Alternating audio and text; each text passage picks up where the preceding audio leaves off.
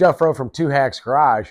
Well, it's more from the archives. I've been digging, finding all of my missing magazine articles, all the photos I've had. All that was on a hard drive of all the stuff I collected over the years that I scanned in, recorded from vinyl, had pictures done myself, you name it. I had it on a portable hard drive. And like I said before, I thought I lost it when I moved. And that was years ago. And recently I found it. And guess what, guys? I have been going through that, and it is a treasure trove of vintage automobilia, vintage drag racing, you name it. It's really cool. So what's going to be on tap for today? From the archives, Linda Vaughn, Miss Hurst Golden Shifter herself. She actually had a magazine done, and it was called Drag Racing USA, which was an automotive magazine, presents Here's Linda, Auto Racing's Golden Girl. It's pretty neat. It's extremely rare to come across one of these. And this one was copyright 1970. This magazine tells the story of her, has lots of great pictures. It goes into, tell you how she grew up, how she got into the racing world, and where she went from there. Even has a pretty cool poster in there, which is still intact. Like I said, this is a rare one. And what I'm going to do in this video, after I'm done rambling, because I know you guys all want to see this, years ago I scanned this in. So this is going to be basically a slideshow showing what this magazine is, page by page, picture by picture. It is really cool. Doing a slideshow, well, guess what, guys? You're going to need some audio entertainment for that. And what better have you, since we're talking Hurst, and seeing I have a very large vintage racing vinyl LP collection. Here's one from High Performance Recording Incorporated. It is Hurst Takes You to the 64 Nationals. Miss Hurst Golden Shifter, along with Hurst Takes You to the 64 Nationals. It's kind of a win-win combination there, guys. This is pretty neat. The recording is, I want to say, it was the mid-60s. Well, it's 1964. It's actually recorded and put out, actually, 1964. Duh, 64. But it's actually really neat. It goes in and has lots of cool interviews. It's got top eliminator runs. Highlights, information from Wally Parks, president of NHRA, Jack Hart, executive director, Dave Strickler, Tommy Groves, Connie Coletta, Maury Rose, Roger Lindemood, and so many more. It also has a victory discussion with Big Daddy Don Garlits, direct from the winner's circle. So this here, too, is full of just jam-packed vintage drag racing information. And you know what, guys? Miss Hurst and Hurst Takes You to the Nationals. Yep, that sounds like a golden combination. With that, I'm rambling. You want to see those pictures, those magazine articles. I'm sure you want to hear this. See you soon.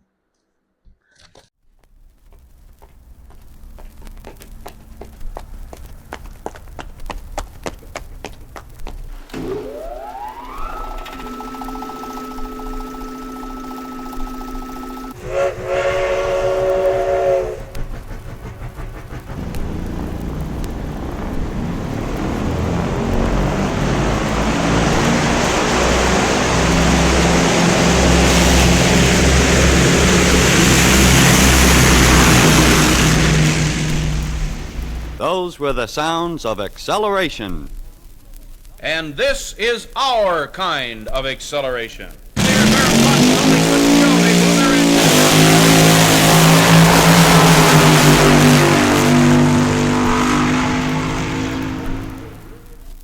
This is George Hurst. I would like to take this opportunity to welcome you to the 10th anniversary National Championship drag races here at Indianapolis Raceway Park.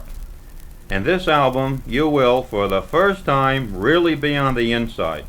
You will hear interviews with competitors and top track officials. You will also follow Oklahoman Jimmy Nix through the Nationals from tech check-in to final run. The sounds you will hear are the wildest ever recorded. As is the practice at Hurst, we also introduce an exclusive feature, full-time narration. Here to bring you the highlights of this, the biggest of all drag events, is John Lundberg, the voice of drag racing. Thank you very much, Mr. Hurst. A few weeks before the NHRA Nationals, we were able to get an exclusive interview between two of the best-known personalities in the drag racing sport today. Don Garlits from Florida was campaigning his car on the East Coast, and he came to our microphones to be questioned by the publisher of Hot Rod magazine, Ray Brock. Immediately after this interview, we go directly to the Speedway Shopping Center for technical check-in. But right now, let's take that interview between Big Daddy Don Garlits and the publisher of Hot Rod Magazine, Ray Brock. Don, first of all, congratulations. You're the first man to go 200 miles an hour in the quarter in a dragster, and looks as though you have found the key to all your little problems you've had in the past. What's the big difference between 193, 194 miles an hour and 200 miles an hour? Is it just another couple of miles, or is it really something different as far as driving the car? The difference depends on where you're sitting, in the spectator stands or in the driver's seat. As from the driver's seat, the difference in the ride is phenomenal. The first ride that I took down the quarter that ran 199.54, I was amazed at the forces that were generated in the car from the 8th mile through the timing lights. It really pins you back in the seat, does it? That's right, and besides that, the car is sort of heads on a ballistic course. You can't do much for turning it, and the vision, your side vision goes completely away. Everything is just a sort of a gray blur, and then the strip looks very narrow and very fine as you go into the shutoff area. I imagine that chute really, you're really happy you have that thing sitting behind you. Does it give you a pretty good jolt with that extra 5 or 6 miles an hour speed? That's right, and the fact of the matter is, with this extra speed, I've been letting the chute out a little late. This lets the car speed down just a little bit before the chute hits me, because if I let it out right in the timing lights at this high speed, it just really puts a jerk on the car and the force on your body in the cockpit. How long have you been drag racing, Don? Been drag racing since 1950 and 51. That's when I got Now, as started. I recall, your first drag machine was a little flathead, more or less a roadster without a body type operation. It wasn't really a true dragster, was it? That's right. It was just T-rails with the engine moved all the way back to the rear, and the driver kind of set up on the rear end. And it was, they called them rails in those days because they were usually built on Model T rails. How fast did you go on the first one? 108 miles an hour in 12 and a half seconds. The chassis have changed quite a bit, haven't they? As I recall, they went down here a few years ago to where they were down around 88, 92 inches, something like that, and now everybody's going the other direction. They're stretching them out. How long is yours? What's the wheelbase? This wheelbase is 143 inches on this car, which is not the longest, but it's of the longer of the good cars. A lot of the cars are still around 130 to 135, which works real good but as you said, 89, 90, and 100, that's just too short for anything that accelerates with the force that one of these cars accelerates at. How about the compression ratios? It's just like wheelbases. They've gone up and down on that too now, haven't they? That's right. They got to calling the compression ratios like the limbo dance here about a year ago. Wanted to know how low you could go, and some of the fellows were clear down to 4 to 1, including ourselves, and it just didn't make any difference. You just had to keep putting more and more nitro in, and the car didn't go any faster. So this was definitely a wrong approach to this thing. Now I'm back up to approximately 8.2 to 1, and this seems to be the way to go. The car works much better, runs better, and uses less nitro. How much nitro do you use? Well, we're talking about 85 to 90% now. And all that with a big GMC blower on top of it gets pretty violent action down inside those cylinders, doesn't it? That's right. There's some real forces being generated inside that engine, and if it wasn't for the fact that it's got a great big iron girdle on the bottom of it, it would probably push the crank right out of the bottom of the block. Well, now in the area of the block, you've also gone back or regressed a few years, so to speak, because you're back now to stock bore and stroke on this Chrysler engine, more or less, except for clearances. And I remember here a couple of years ago, everybody was trying to see who could go farthest over 500 cubic inches. That's absolutely right, Ray. We have found that the smaller engine is easier to fill the cylinders down in the lights at the 7,000 RPM bracket that we're working in than it is to fill the big cylinder. So if you can't fill the big cylinder, you're just hurting yourself by running a big engine, because it has the longer stroke and higher piston speeds, and these things are against you. Mm-hmm. I also noticed that the latest trend is to turn the exhaust up, to sweep it up. Is that to carry the smoke out of your face so you can see it a little better when you're coming off the line? There's several reasons for that, and that's the main purpose, and that was my purpose for installing the pipes, was to blow the smoke up so I could drive the car full throttle right off the line without being blinded. I never have been one that wanted to drive down the strip and not be able to see where I was going. But then the exhaust have done some other things too. They are claiming that they warm the tires a little bit during the first part of the race, which helps the traction a little bit. Secondly, the little balls of rubber that twirl around in front of the tires that are in this smoke screen, they're blown back, so the car is running on a clean strip of pavement. And then last of all, down in the lights, we think that we're getting a little bit of wind deflection off of the top of the slicks by the use of these pipes. The exhaust itself is giving you a streamlined airflow over the rear tires, is that right? We believe that, and that must be so because the pipes, even without the terrible smoke deal, it still decreases you a couple miles an hour to remove them from the car. So this has to be the only reason for this. This new car you have, what's unique about it other than the fact that it is a first automobile to get an official 200-mile-an-hour clocking? Well, it's unique in the fact that we're going back to some other theories that were actually in the beginning of drag racing, that I think that the main line of the dragster owners and builders got off the track, and we're all kind of, drag racing is a kind of a follow the leader game. And so we were running 191 and 192 and 3, and it just seemed like nothing we did made any difference. So I thought about it considerably and went back over the different things that we'd made changes in through the years. We keep a kind of a diary on this drag racing of all the cars that we've run and different times that they've turned and where we think they've made better runs. And it seemed to point back to the fact that back about a year and a half or 2 years ago, the guys all got off on the wrong idea of the concept. So we made some changes. We moved the engine, we moved the driver around, we changed the blower drive, the pistons, the camshaft timing, just made some radical changes. But actually we're going back and going up another avenue to the of approach to this problem. And right away it started running much faster. It went 196 and 197. We knew then that an increase like that, we were definitely on the right track.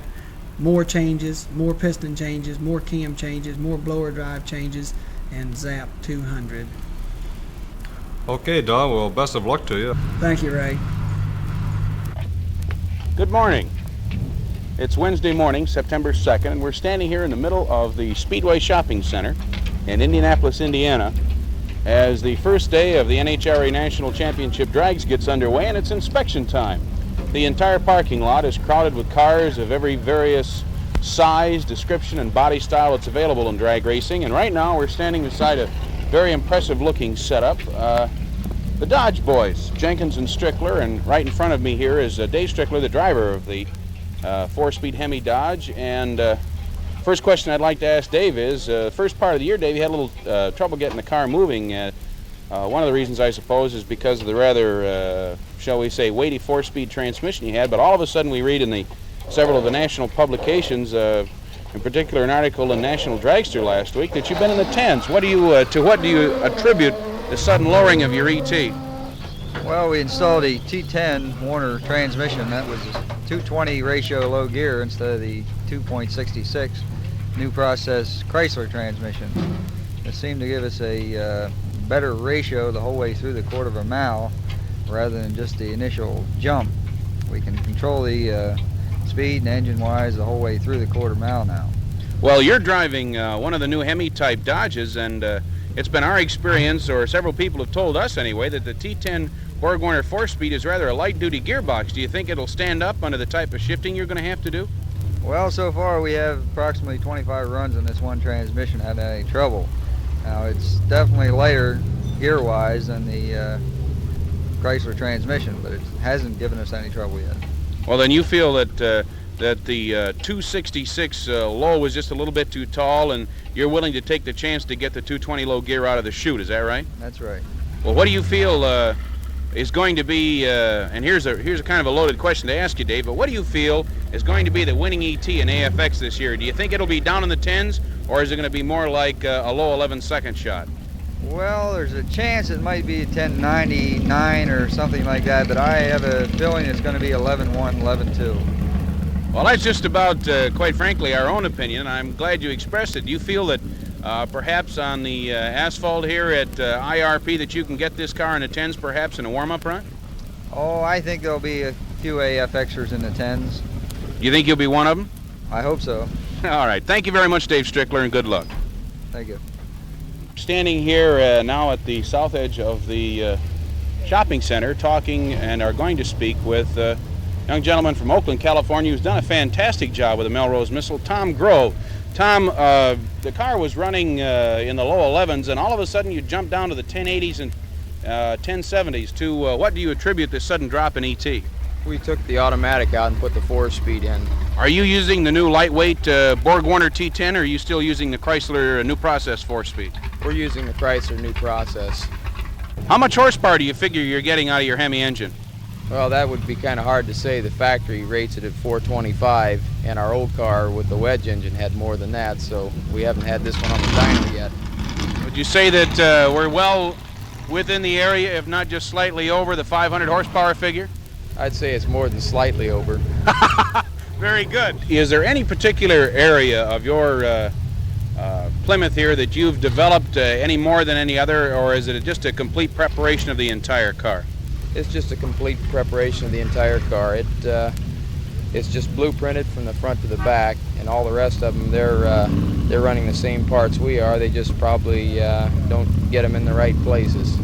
I see. Well, this seems to be quite a point because I noticed that in all of the Chrysler technical bulletins and all of the advice you get from the factory, this is what they tell you. In other words, don't go out and buy super bump stick camshafts and don't go out and buy a $1,700 boring bar. Just pull the engine apart, pull the car apart, and if you 100% blueprint it, that's about all you can do. Do you find this to be the case? That's very true.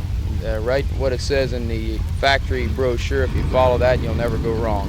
What kind of ETs do you figure you'll be turning at this meet, Tom? Well, we ran at Indy approximately a week and a half ago, and we ran down as low as 1093, so I expect to be in the 10s this meet. What kind of ET do you think it's going? Do you think will be turned on a winning run for AFX? Probably be an 11.0. I see. Are you running the new Gold Bar M&H's, or have you got the old style hard tires? Well, I'm not going to say what tires we're running or compounds or anything. In other words, somebody shipped you something wrapped in brown paper, and you're going to run it, huh? That's about what it amounts to. Well, congratulations and good luck to you, Tommy Grove. Thank you. We have a gentleman with us now who perhaps can explain some of the intricacies involved in getting actually physically into the Nationals after the entry fee and the entry blank have been received and mailed back. Jack Hart, the executive director of NHRA, is with us.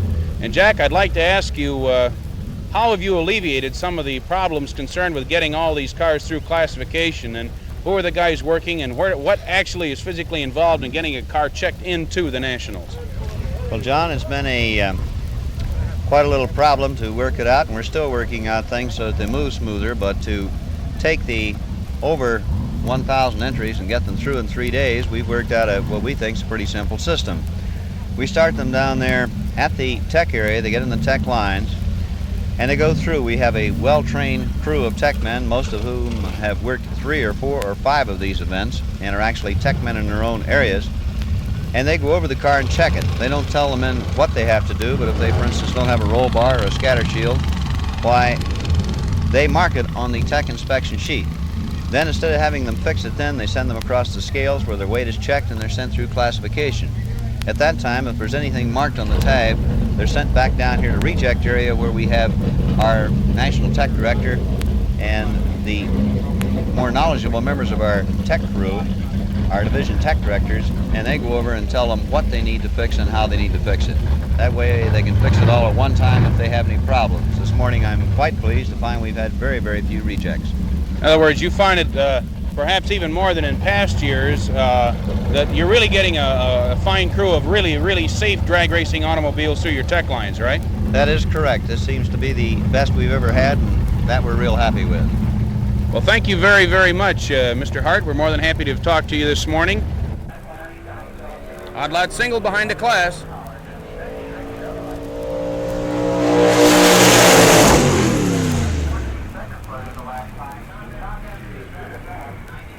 At the present time, our number 1 microphone is right at the finish line. The number 2 microphone is about, I would say, 60 to 75 feet from there, right at the final mile per hour light. So it would be 66 feet from the finish line. And our number 3 microphone is approximately the same distance from there, between 60 and 70 feet. We're trying to catch the sounds of cars as they cross the finish line and accelerate towards you. We hope to get some good chute-popping sequences on the big fuel dragsters as they come by. Are set up here at well over 190 miles an hour.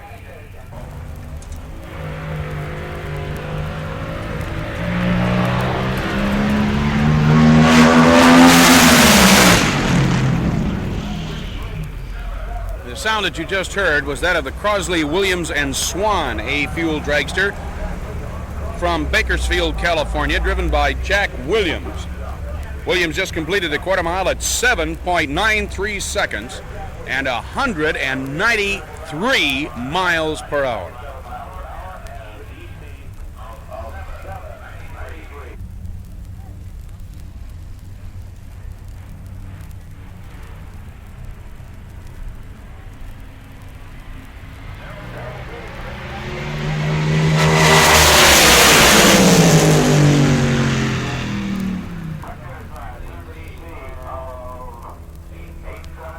$8.79 for the winner. 179 miles an hour. As these boys came through the end of the quarter mile, apparently they're having a little problem with packing these Carter cross-form chutes.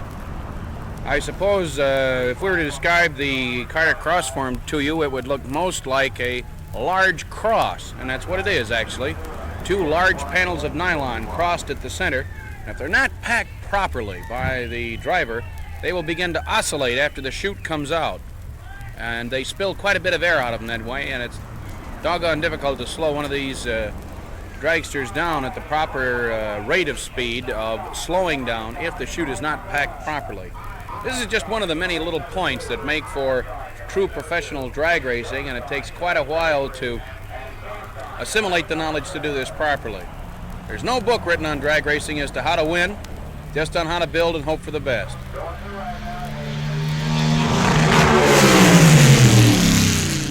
B dragster breaking them up, coming towards the finish line there.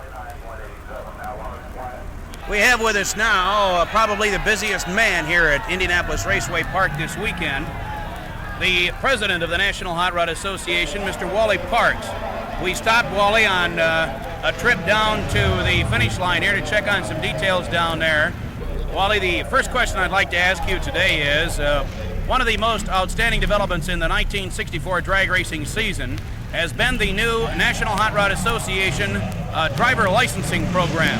Could you give us a brief explanation of what it involves and why it was initiated in the first place?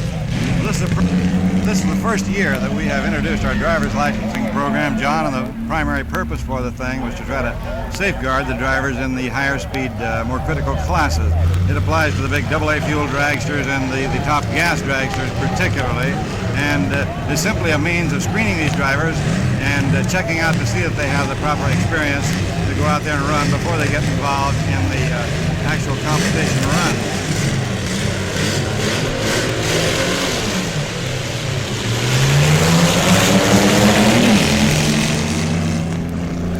The interesting details about the program is it's the licensed drivers themselves who regulate it, because we have a requirement where a new applicant for a license must submit his application, and it takes 2 licensed drivers and the strip manager to observe his driver's tests and approve them before the license is then issued. Should point out that there's no cost involved for the driver's license. This is a free thing. They don't have to be a member of any organization. The main thing they have to do is to demonstrate their capability to go out and drive, and we found now that the thing has become popular, that the other classes on down the line are requesting the privilege of applying for licenses, and so we have opened the thing up now into classes clear on down the line, far below the dragster divisions. And it looks like it's going to be a good answer to maintaining safety in the sport. What limitation as far as potential performance do you feel will be placed in the licensing system? In other words, are we going to stick with strictly the modified classes? It's projected by several of the technical people in the sport that pretty soon the factory experimental and superstock divisions will be fielding cars capable of speeds somewhere in the area of 135 miles an hour, would then your licensing program move into this area also? Very definitely. In fact, in 1965, you'll find that the FX cars are required to have roll bars and shoulder harnesses and a lot of additional safety factors. Well, Wally, we've enjoyed interviewing you very much here today. We realize that you're an extremely busy man, and we want to let you get back to overseeing this meet here. And once again, we have been interviewing Wally Parks, president of the National Hot Rod Association, whose crew and members, technical staff have done such a fantastic job here. And the only thing we can say to you, Wally, in closing is congratulations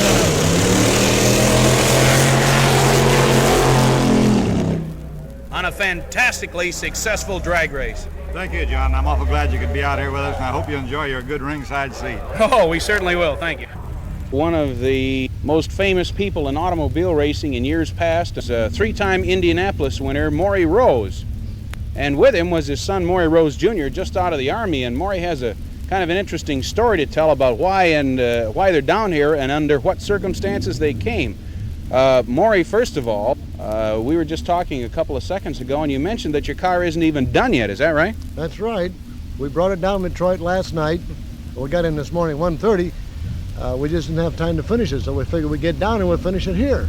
Well, Maury Jr., this is caused by the fact that you just got out of the Army. Is that right? That's right. We've had 1 week approximately to put the car together, which makes it a little rough. Oh, brother, I guess it does. Who built the engine for you? Well, Dad and I built it. We built our own engines. Let me ask you this. How long do you figure it's going to take you to get your car in runnable shape so that you can get out there and take some time trials with it? We'll have the car running tonight, this evening, and we're going to drive it slowly up, on the road here to wearing the rings. And Maury will be here, I'm sure, at 8 o'clock in the morning for inspection.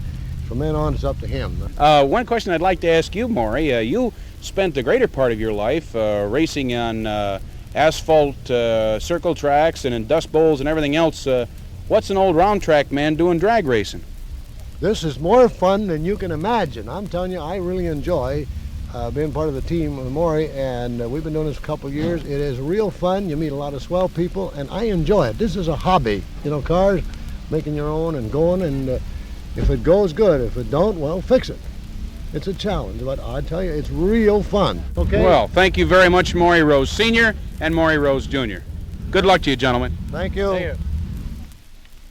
Right now we're talking to a young gentleman from Oklahoma City, Oklahoma, who has come in the past few years right to the absolute top, I suppose, if anybody can get there, of gas dragster racing. And the young gentleman's name is Jimmy Nix. Have you gone through tech inspection yet? No. You mind if we follow you?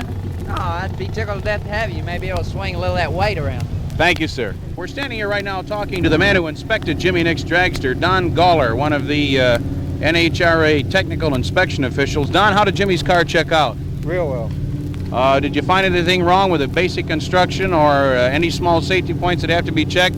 Or is the car pretty well constructed as he brought it here? The car was well constructed as he brought it in. Very good. Well, we're going to move on up. Thank you very much, Don. Yes, sir. Jimmy's car is a Rod Stuckey chassis powered by a 370 cubic inch Chevrolet V8. It runs in the A gas dragster class, and the approximate weight of the car, as signed by gentleman Jimmy Nix, is 1,075 pounds. We're now about to move up and get it weighed.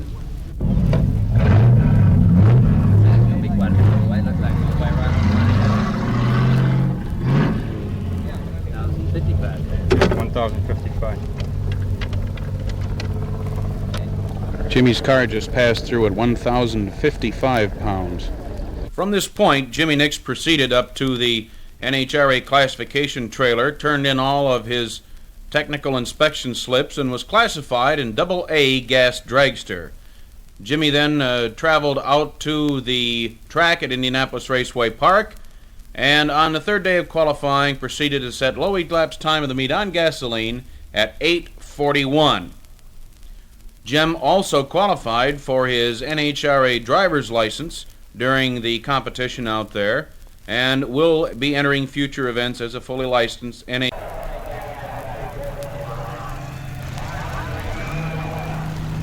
On the tower side this time,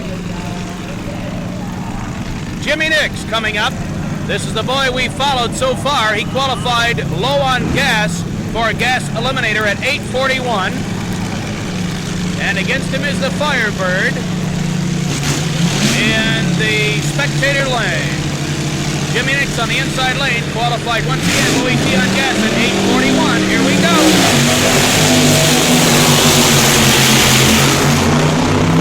And Jimmy Nix staying right in competition here. He's running hard. Winner Jimmy Nix, a good run.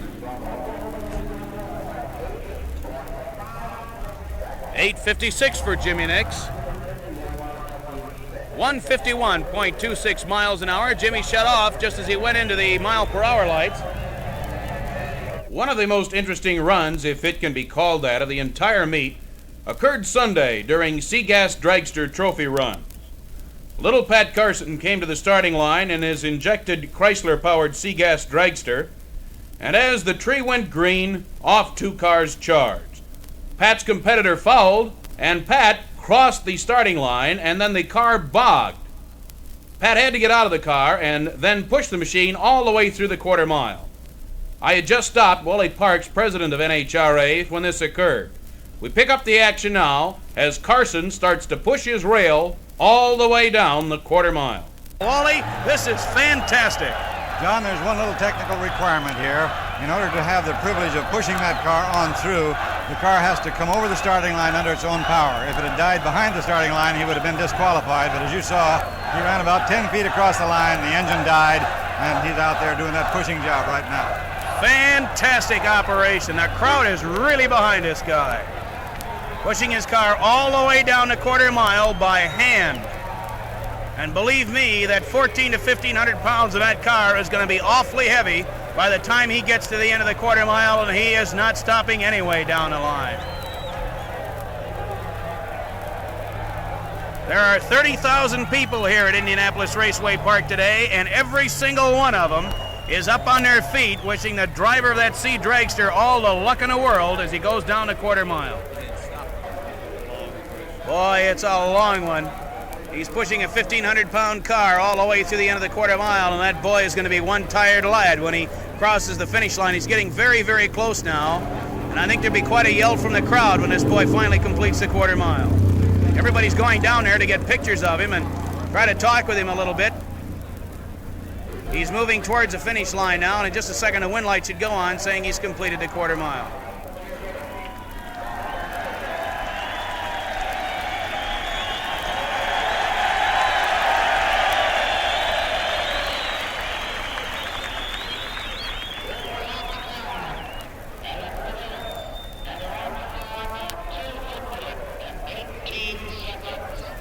Elapsed time 218 seconds.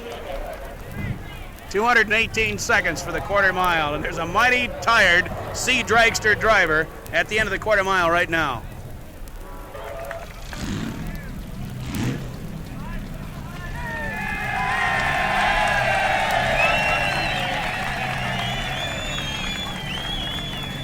Well, ladies and gentlemen, we have a real interesting man standing with us on our number 3 microphone now.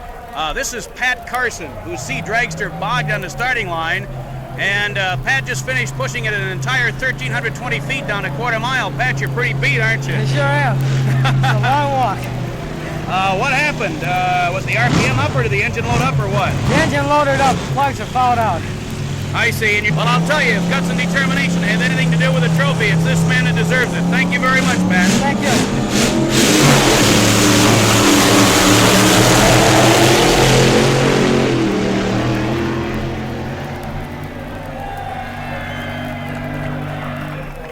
By the way, we just got a good look at Pat Carson, and he can't be over 5'3", and he must weigh no more than 125 pounds. So you figure the kind of determination that this particular competitor has here at the NHRA Nationals.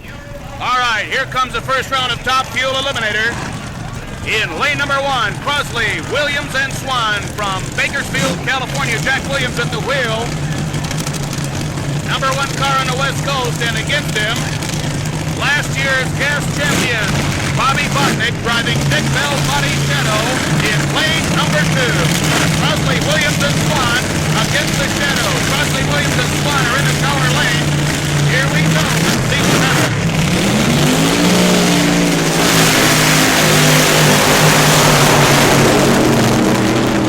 It's going to be close. Crosley, Williams, one. Jack Williams, the winner. A beautiful run. 7:91, the elapsed time for the winner. 7:91 for Jack Williams. 197 miles per hour for the winner, Jack Williams. A beautiful run.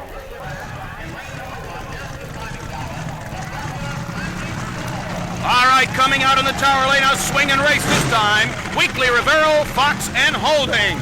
From California in their single A-fuel dragster, a 360 cubic inch fuel-injected supercharged fuel-burning Chrysler. Out against them is George Van at the wheel of Jojo Nocentino's A-fuel dragster. Nocentino from the east in the spectator lane. Norm Weekly from the west in the tower lane. The engines are up, the cars are changed. Here we go.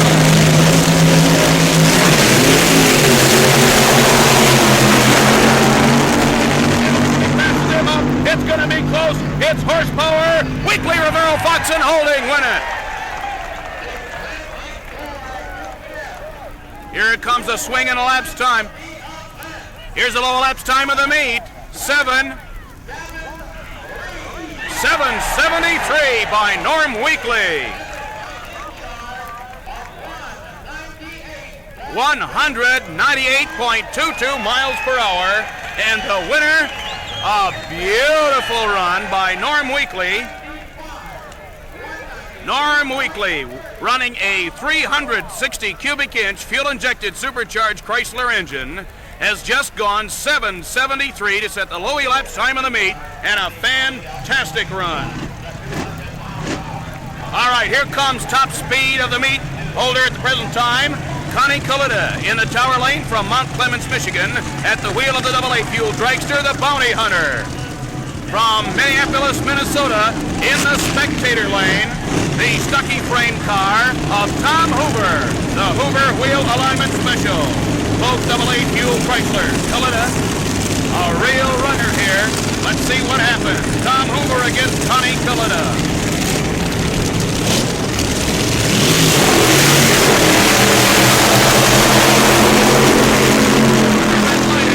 Red lighted and is out. He's out in the lead on this run. Hoover through the end of the quarter mile.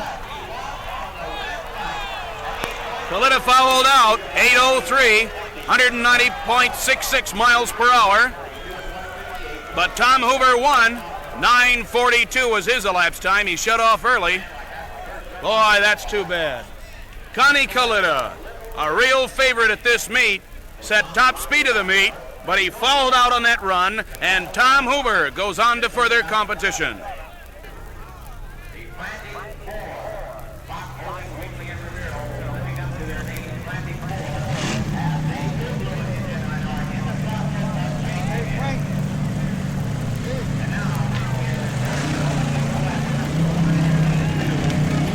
Okay, here comes Gordon Collett in the spectator lane. Cue ball Wales in the tower lane. Supercharged fuel-injected Chryslers ready to go in the first round of Top Gas Eliminator. Here they come up to the starting line. Gordon Collett on the spectator side. Cue ball Wales in the tower lane. Away they go. Cue ball Wales has not got the horsepower. He bogged it, and the winner is Gordon Collett.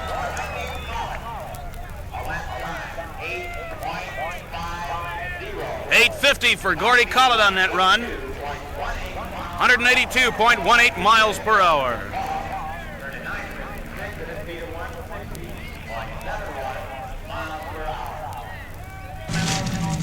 Okay, here comes another round, or another heat of the first round of Top Gas Eliminator.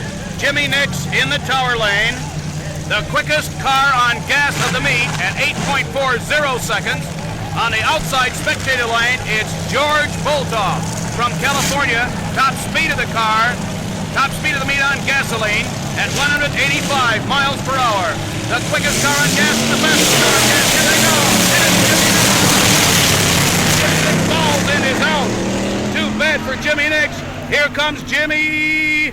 Jimmy wins the race at the end of the quarter mile, but he lost because he fouled at the starting line. So George Boltoff wins it. George Boltoff at 870. 182.18 miles per hour for George Boltoff. Well, tough luck for our little friend from Oklahoma, Jimmy Nix, the boy that we followed through this event from check-in to the last run here, and he just made his last run as he beat George Boltoff to the end of the quarter mile, but he left too soon and fouled the Christmas tree, so he is out of the meet. Okay, here comes the last heat in the first round of Top Fuel Eliminator. In the tower lane, lane number 1, Joe Schubeck from Lakewood, Ohio, and against him is Maynard Rupp from Detroit in the Logie Brothers A-Fuel Dragster. Joe made it into Top Fuel Eliminator as an alternate when the Ram Chargers blew their A-Fuel Dragster. So it's Maynard Rupp in the spectator lane, Joe Schubeck in the tower lane.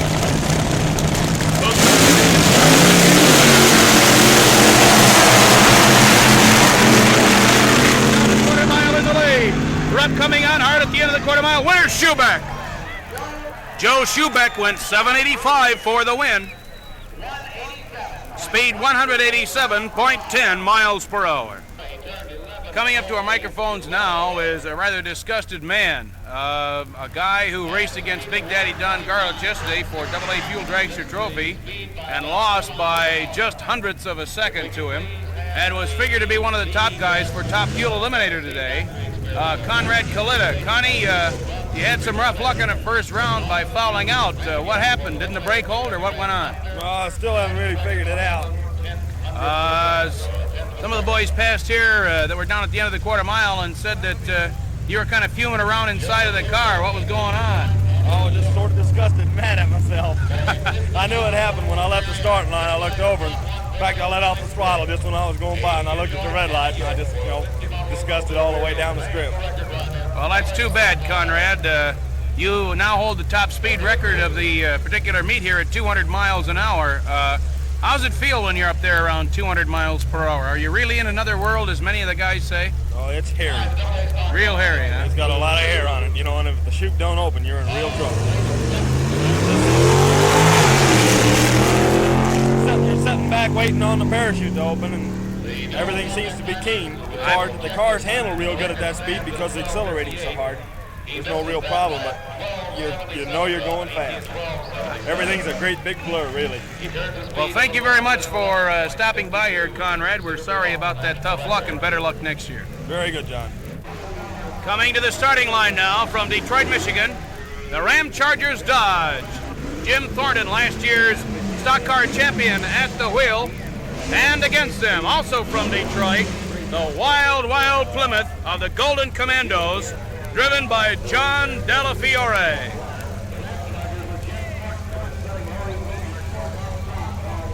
So it's going to be a good run here. Ram Chargers, one of the lowest ET stalkers of the meet. It's going to be a good run. Down goes the tree. Plymouth the Dodge accelerating on the strip. And the Golden Commandos foul out on the start.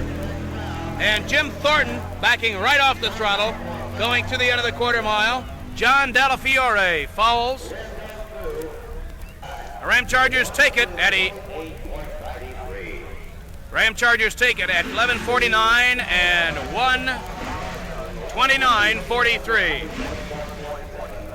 Okay, here we go with the top stock eliminator run of the 10th anniversary NHRA National Championship drag races.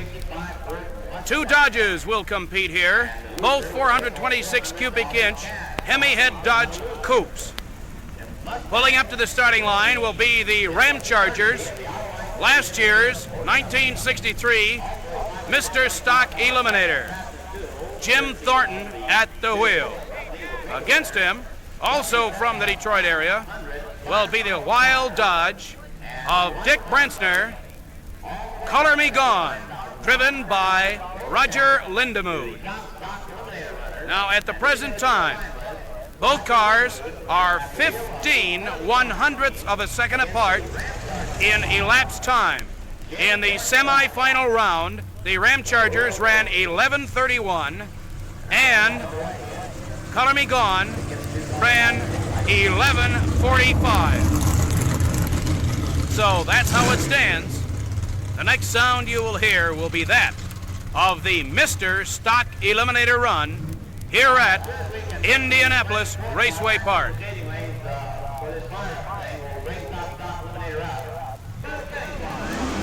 Okay, here we go. Here's the cheer for Color Me Gone. A big cheer for Color Me Gone as they come to the starting line. Here's the cheer for the Ram Chargers. And the crowd is definitely in favor of Color Me Gone, a big Dodge in the spectator lane. Both cars, 1964 Dodge 330 two-door sedans. Both with the new Chrysler Corporation Hemi head engines in them.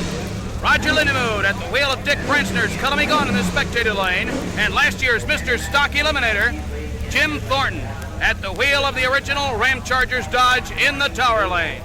This is it. One of the two big runs of the meet for Mr. Stock Eliminator. A new Ford Mustang to the winner, plus a whole host of other prices. Out of the chute they go. It's a good we could have an upset. It's Color Me Gone in the lead. The Ram Chargers coming on hard. Ram Chargers coming on hard. Winner of the race, Color Me Gone.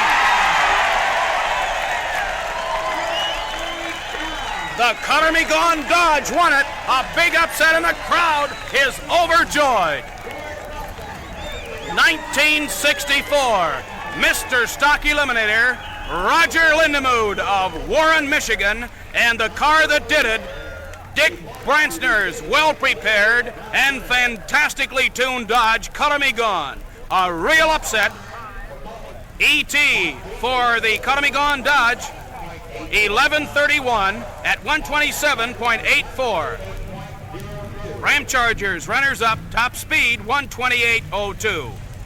11:31 for Roger Lindemood as Color Me Gone takes top Stock Eliminator. All right, here's the competition Eliminator final. It's Davis and Ingram, the supercharged fuel-injected Chevrolet Fiat of Davis and Ingram from San Jose, California, against Charlie Smith's plain vanilla Chevy engine injected Roadster. Here we go. Charlie Smith is going to have a chance to come from the rear. Davis and Ingram still out of the lead. Charlie Smith coming on. It's close. Charlie Smith wins it. Charlie Smith in plain vanilla at 972. 149.50. A beautiful run. Runner-up 10:01 at 140.18 miles per hour. Charlie Smith in plain vanilla, his competition eliminator, here in 1964 at the NHRA National Championship Drags.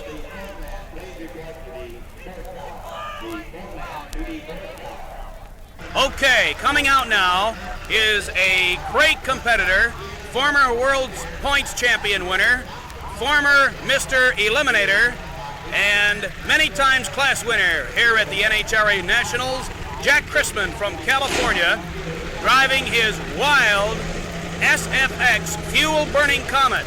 Now, because Jack is burning fuel, he could not fit in any of the competition classes here, so very gamely, Jack ran in B Fuel Dragster. He was eliminated earlier, but out here now for a tire-smoking, high-winding run in a supercharged, fuel-injected, fuel-burning Comet Caliente is Jack Chrisman.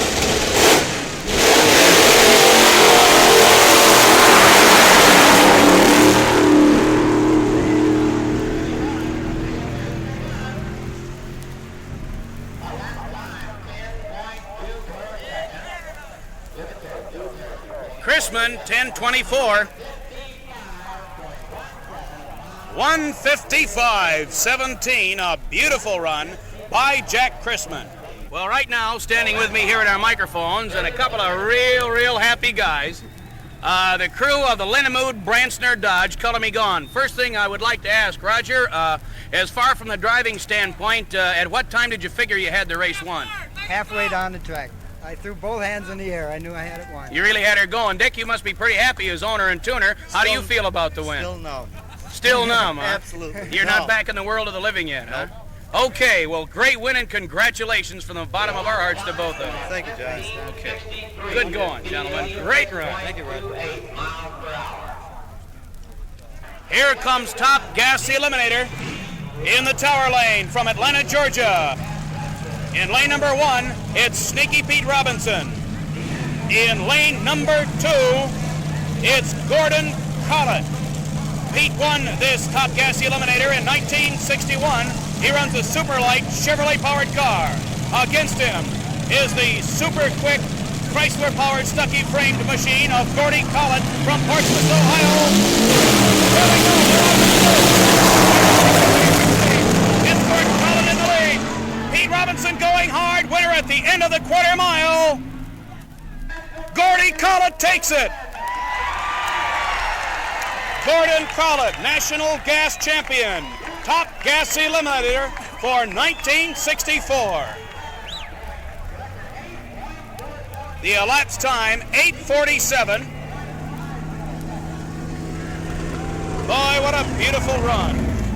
182.92 miles per hour. And Gordon Collett becomes once again the collector as he collects the top awards on gas here at the NHRA Nationals. Gordon Collett from Portsmouth, Ohio. Among his prizes is a brand new 1965 Ford Mustang.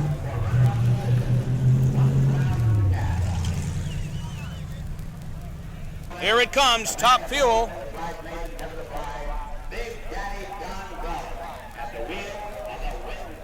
Here comes from Tampa, Florida, Big Daddy himself, Don Garlits of Tampa, Florida. Low ET of the meet at 775 is in Garlits' hands, and against him from Bakersfield, California, the fantastic Chrysler-powered AA fuel dragster of Crosley, Williams, and Swan. This is an important run for both cars. Garlits has been a bridesmaid here for many a year, but never a winner. Crosley, Williams, and Swan are going for the World Points Championship. It's Don Garlits in lane number 1, Crosley, Williams, and Swan in lane number 2, Spectator Lane. Here we go. The tires are now being cleaned off. The big, long Chrysler-powered dragsters, running on 90% nitromethane, are burbling as they come to the starting line. Crosley, Williams, and Swan have a brand new engine in their car for this race. Watch it closely. Here they come to the starting line. Don Garlits in lane 1. Crosley, Williams, and Swan in lane 2.